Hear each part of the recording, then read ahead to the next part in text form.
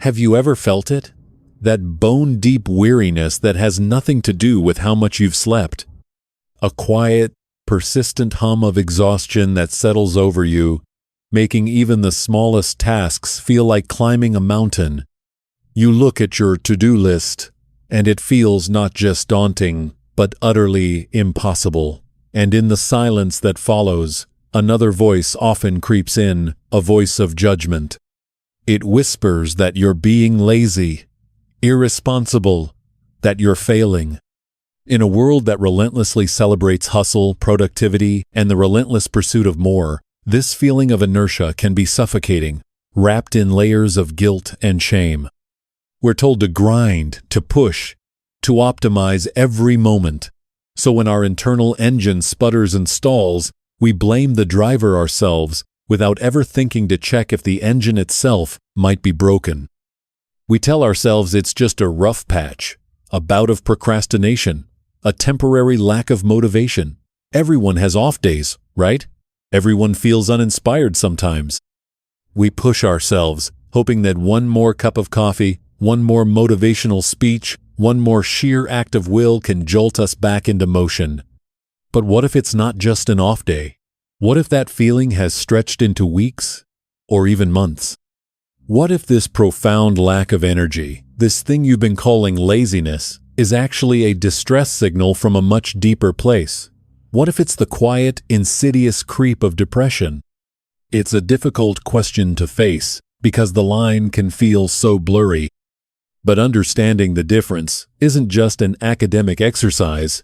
It's a critical act of self-compassion, the first step toward true healing. To truly understand this, let's use a metaphor. Imagine that your mind, your very sense of self, is a house. It's the home you've lived in your entire life. You know its every corner, its creaks and groans, the way the light falls in the afternoon.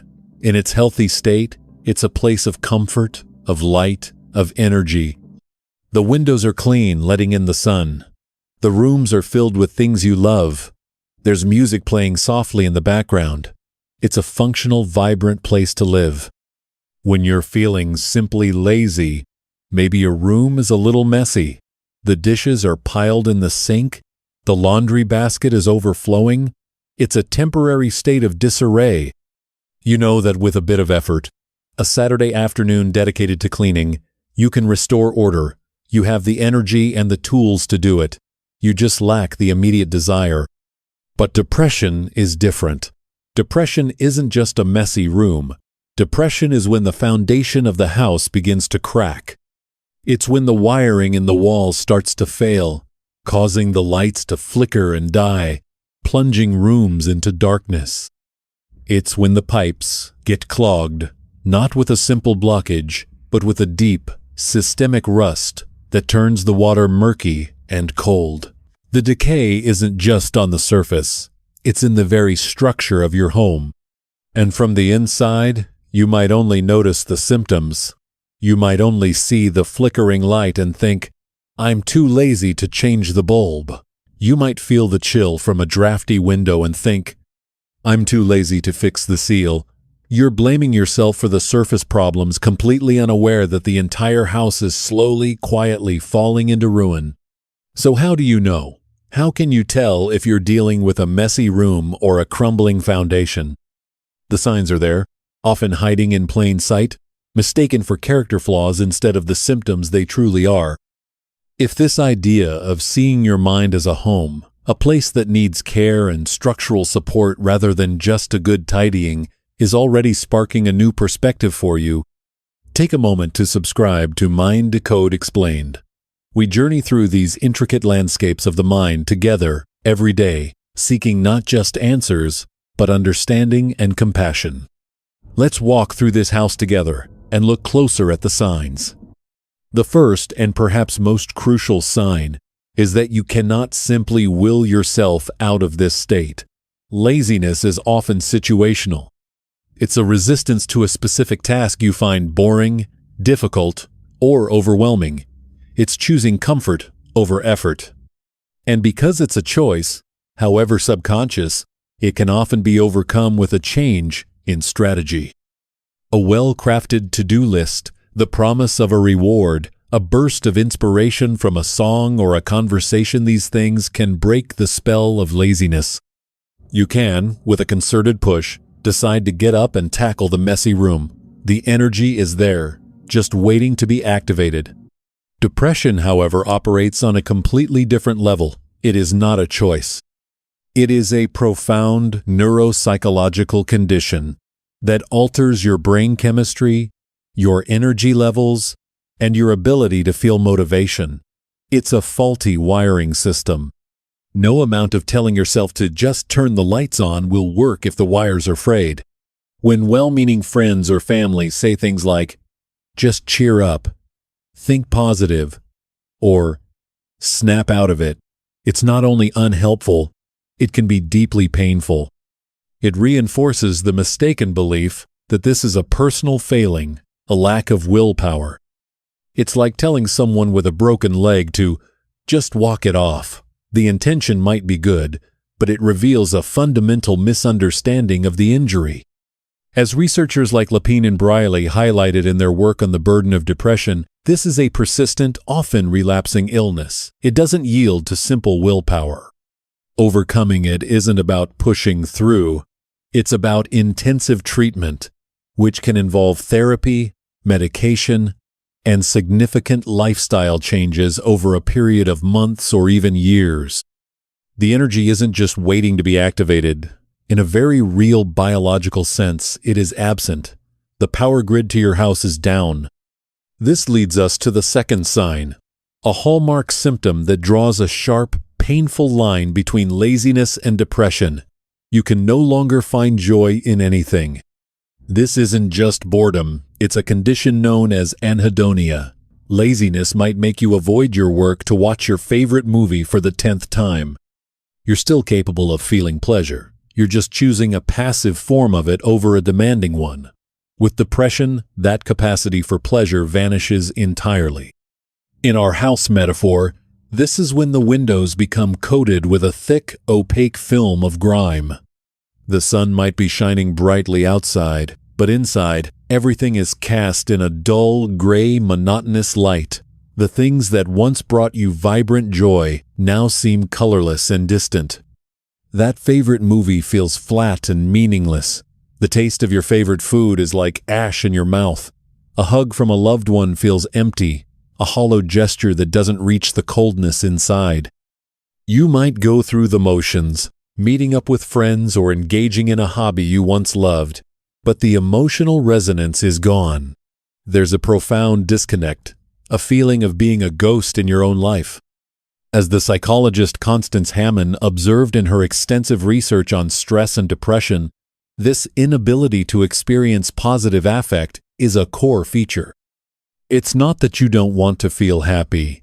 It's that the very mechanism that allows you to experience joy has been disabled.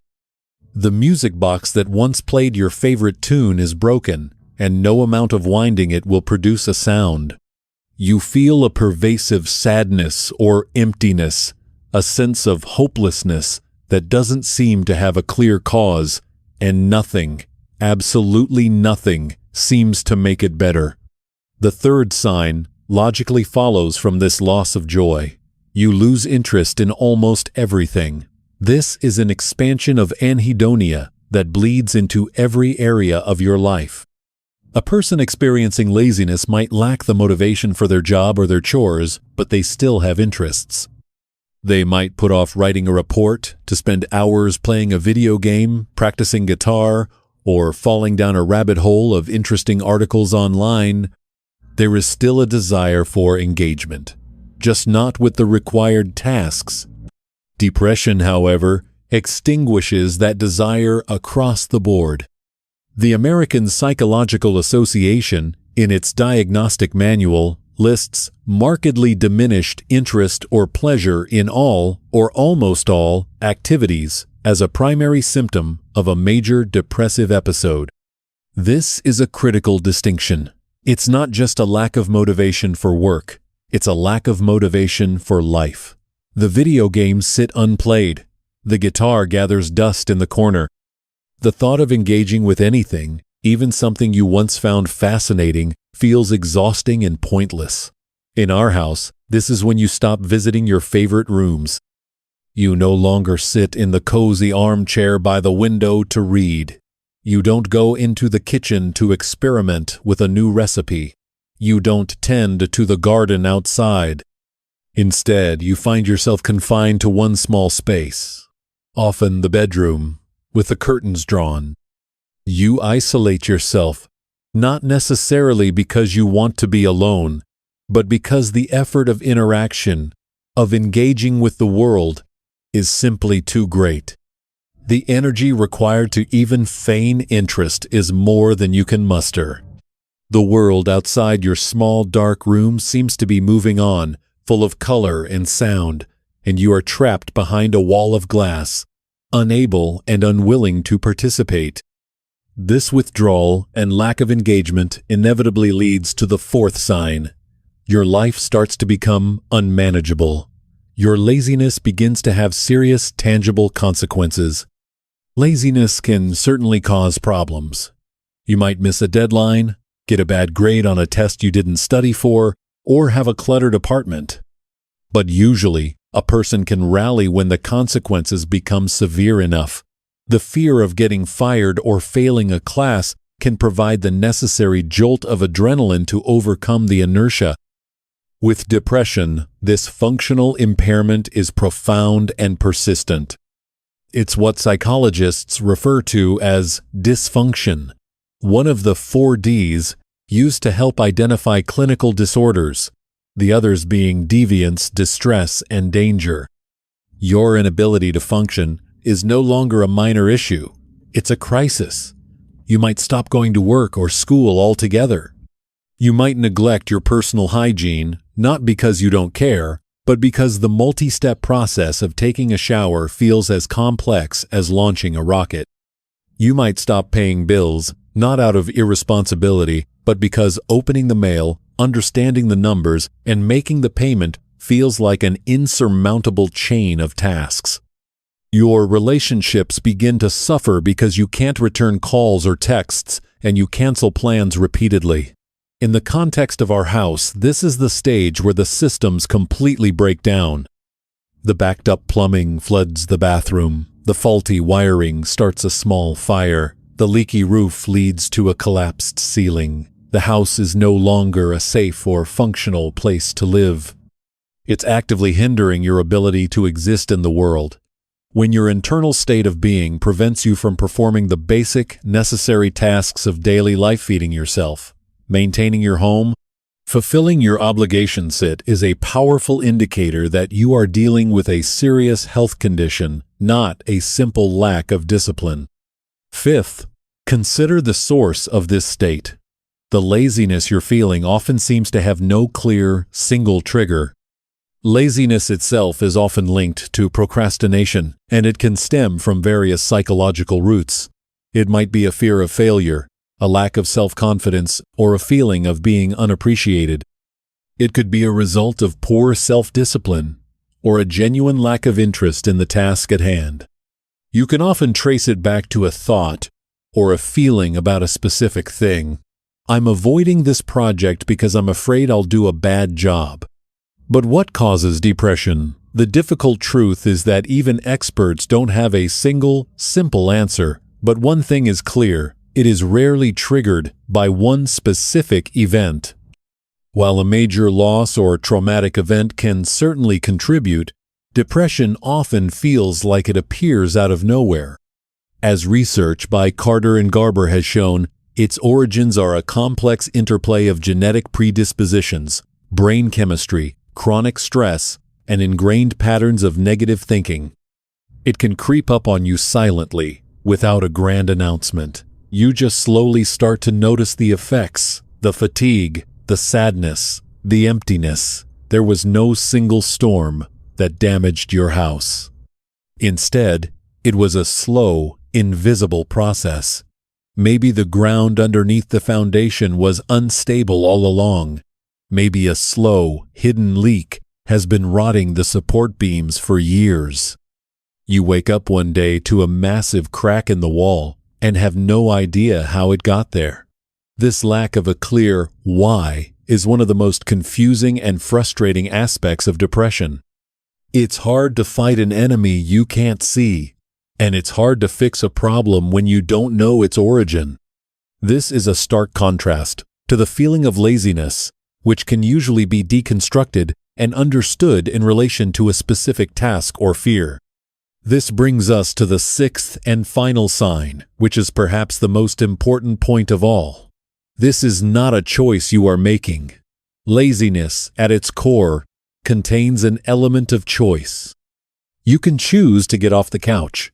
You can choose to put down your phone and start working. The path to action is available, even if you choose not to take it. There are things you can do: take a break, seek inspiration, implement productivity hacks, set small goals to shift your state. With depression, that sense of agency is stolen from you.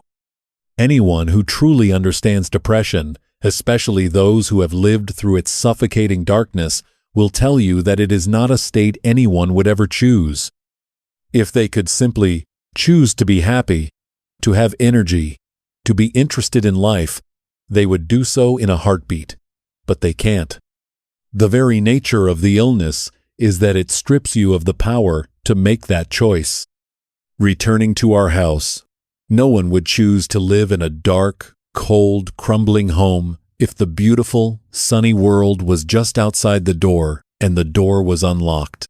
But with depression, the door is locked and the illness holds the key. Worse still, the illness convinces you that you are the one who locked it. This is why, as scholars like Gottlieb and Hammond have documented, depression is so often accompanied by overwhelming feelings of guilt, shame, and worthlessness. People blame themselves for their own suffering, which only deepens the depression in a vicious cycle. This is why it is so cruel and damaging to suggest someone is faking it or just looking for attention. Mental illness is not a performance. It is not a lever to be pulled for personal gain. It is a profound state of suffering, an experience of being a prisoner in one's own mind. So, as you stand in the quiet hallways of your own inner home, I ask you to look around with new eyes. Do you see a few messy rooms? Or do you see a house in desperate need of repair? Have you been calling yourself lazy for months, or even years, while the very foundation of your well-being has been cracking? Recognizing these signs in yourself is not a moment for judgment. It is a moment of profound clarity. It's the moment you stop blaming yourself for the flickering lights and realize the entire power grid needs professional attention. It is the beginning of compassion. To admit that you might be depressed is a courageous act. It's an admission that the problem is bigger than you, that it's not a flaw in your character, but an illness that requires care. The journey out of depression is not a simple one. It's a process of renovation. It begins with an honest assessment of the damage. It requires calling in professionals, therapists, doctors, psychiatrists, who are like the skilled architects and engineers of the mind. They can help you understand the blueprints of your own psyche, identify the foundational weaknesses, and draw up a plan for rebuilding. Healing might involve therapy, a safe space to explore the cracked foundation and understand the sources of the decay. It might involve medication, which can be like repairing the faulty wiring and restoring power to the house, giving you the initial energy needed to begin the real work of rebuilding. It will certainly involve self-compassion, learning to treat yourself with the same kindness you would offer a friend living in a crumbling home. It's about slowly, patiently, starting to clean the windows one by one to let the light back in. It's about patching the holes in the walls, fixing the leaky pipes, and maybe even choosing a new, brighter color of paint. You may not be able to do it all at once. Some days, all you might be able to do is open a single curtain, and that is enough. The goal is not to instantly restore the house to a pristine, perfect state. The goal is to make it a livable, safe, and eventually a joyful home once again.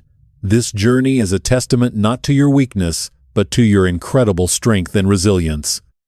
To live within a crumbling structure, to endure the cold and the dark, and to still hold on to a flicker of hope that things can be better. That is the definition of courage. If these words have resonated with you, if you see yourself in this description, please know you are not alone, and this is not your fault. What you have been calling laziness may very well be a profound exhaustion, a symptom of a real and treatable illness. The first step is to simply name it.